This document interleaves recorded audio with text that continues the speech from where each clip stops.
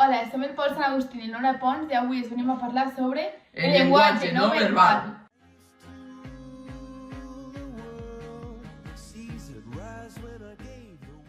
Però què és el llenguatge no verbal? Que encara no ho saps, Ona. Doncs no. Bé, el llenguatge no verbal és la comunicació que tens amb una altra persona amb l'expressió corporal, com podrien ser el gest o la mirada. Però, Ona, saps com ho podríem millorar?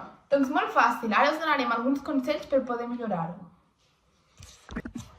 Consell 1. La mirada és molt important, ja que quan mantenim una conversa, si mires al terra pot semblar que estàs insegur o insegura o que no li dones la suficient importància al lloc que t'estan dient. L'altre dia vaig anar amb la meva mare a comprar al supermercat. Que em pots fer cas? Pots deixar de mirar la brutícia aquí al terra? Consell 2. L'importància del gest. Quan mantenim una conversa i gesticulem, això fa que la relació amb el receptor sigui molt més propera i el missatge s'entengui de la manera més clara possible. Ei, doncs Ona, m'has semblat una persona meravellosa, m'encantaria tornar a quedar amb tu. La veritat és que m'ho he passat molt bé i ens podríem donar els telèfons o els Instagrams perquè, ja que ens hem conegut, avui, per continuar coneixent-nos. Consell 3. L'importància de l'entusiasme, ja que si li has de dir-los ja als teus pares que has tret un 10 a l'examen de literatura catalana o l'has suspès, no és el mateix. Per tant, a l'hora de conversar és molt important.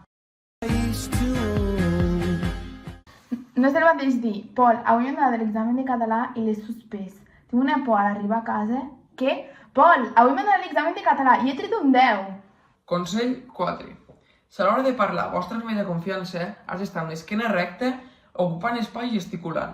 Però, en canvi, si vols transmetre poca confiança, inseguretat i que estàs nerviós, has d'estar amb l'esquena corbada, amb la mirada baixa i sense gesticular.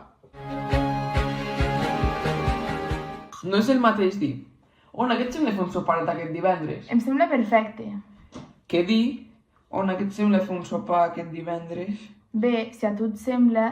Gràcies a l'expressió corporal pots saber si li caus bé o malament amb aquella persona o si té ganes de parlar amb tu, i moltes coses més. Fins aquí el nostre vídeo, jo tinc la paraula. Esperem que us hagi servit. Fins una altra. Adeu!